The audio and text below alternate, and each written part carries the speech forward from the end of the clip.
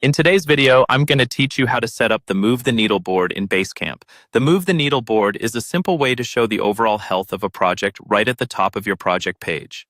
It lets you quickly flag whether things are on track, have some risk, or are a real concern, so your whole team can see the status at a glance. New projects in Basecamp often have this turned on automatically, but if you're working with an existing project, you may need to set it up or adjust it yourself. That's exactly what we'll walk through now. First, make sure you're logged into your Basecamp account. From anywhere in Basecamp, go to your main home screen. This is the dashboard that lists all of your projects. Find the project where you want to use the Move the Needle board and click into it. Once you're inside the project, look towards the top area of the page for the Move the Needle option. Depending on your layout, this may look like a small status bar or a link inviting you to set the project status.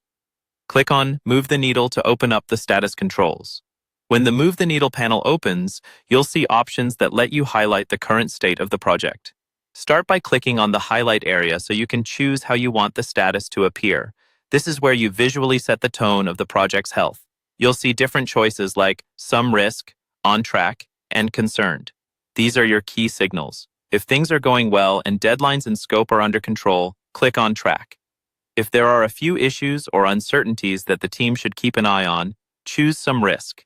And if problems are piling up, timelines are slipping, or major blockers exist, select Concerned. Click the one that best matches your honest assessment of where the project stands. After picking the right status, click Highlight again to confirm and make sure it's clearly visible at the top of the project page. This locks in the visual indicator so anyone visiting the project can immediately see whether it's on track, at risk, or in trouble.